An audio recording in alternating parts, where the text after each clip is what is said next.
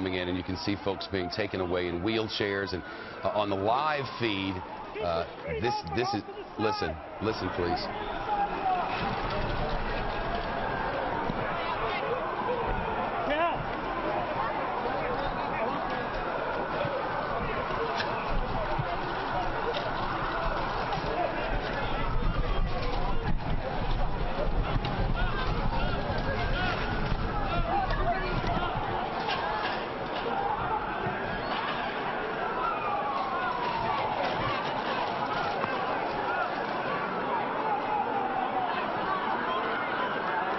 Okay. Just a few minutes ago, we were showing you pictures that I told you were new video in. This is not new video. Well, yes, it is, because live pictures do not cut like that. This is new video that's just come in, and let's just listen.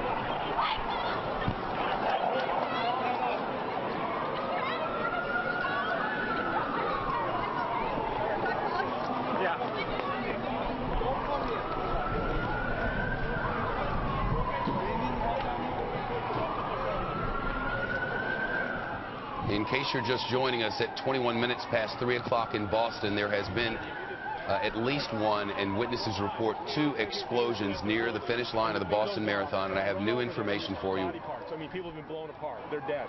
I mean, there's where the window is, the windows are all blown out, and there's probably about 3 for sure that are dead, at least. Well, this is how the beginning of every scene happens. And what we can hope is that somebody, well,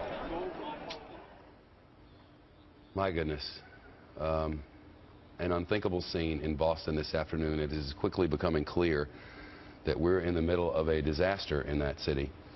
At least 1 explosion has happened, possibly 2. We know that dozens are injured. We have reports, not from authorities or anyone else, of actually seeing victims who did not make it out of this alive. We do not see an enormous amount of structural damage at all.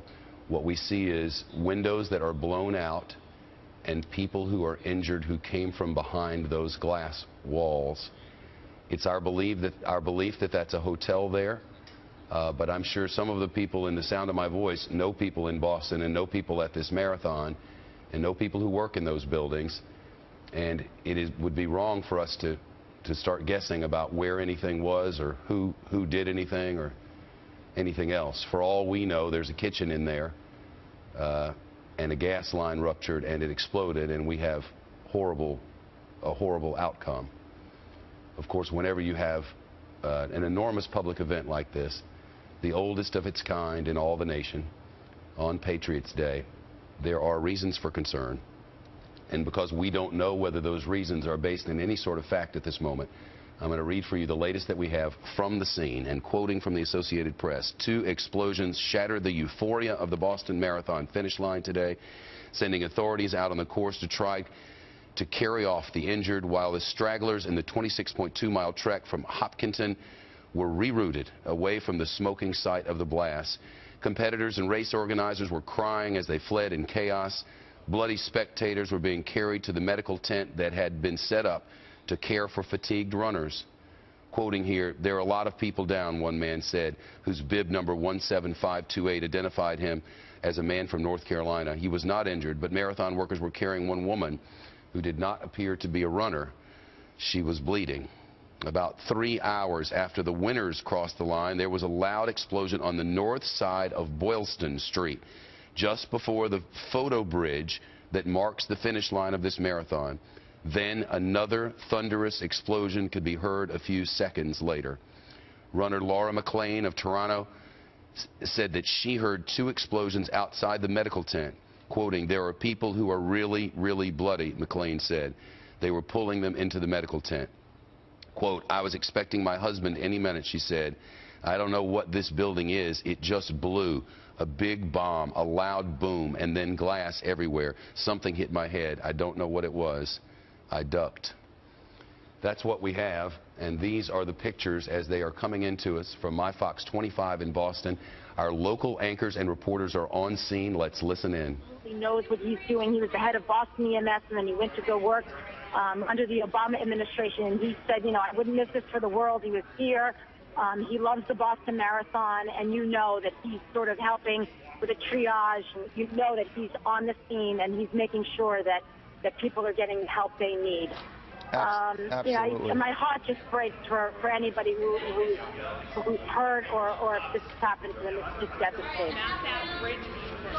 Just devastating. So again, Mike, let me just repeat what I know at about, I don't even know what time it was, but for the runners, the last group of runners that went off at 10:40, this was the 4-hour mark, and that's when they had just crossed the finish line, right at 4 hours, and that's when you heard an explosion, and then you heard an explosion following that as well.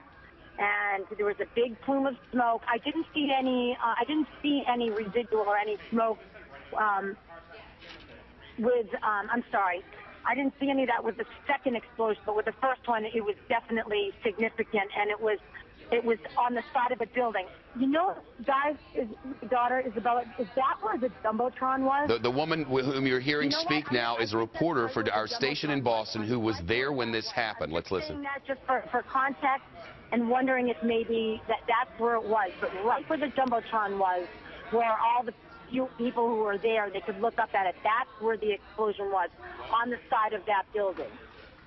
Wow, so that's right there on that left side. Again, Maria pointing out that you have the Boston Public Library on the right side. The explosions, according to Maria, appeared to have happened on the left-hand side there. If you're going down Boylston into like towards the Commons. Traveling the way the runners were traveling. It was on their left. Exactly. And it was crowded. I mean, tell us how crowded it was. You were there cheering on your husband.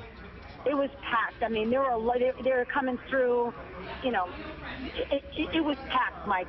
I tell you, there were a lot of people coming through the finish line at that moment. So, and all the people are there. They're 10 deep on the sidelines waiting for their loved one to come in. So you have all of those people who were right there. Now, again, it looked like the explosion happened halfway up the building, so it doesn't look like it happened on the ground floor. This is all I can tell you about my recollection by turning around. And, that's the building. Stuff is falling from the building. I don't know, who it hit or how it hit. The building was still standing, but there was a definite explosion. I did send you guys a picture. I'm hoping that it comes through.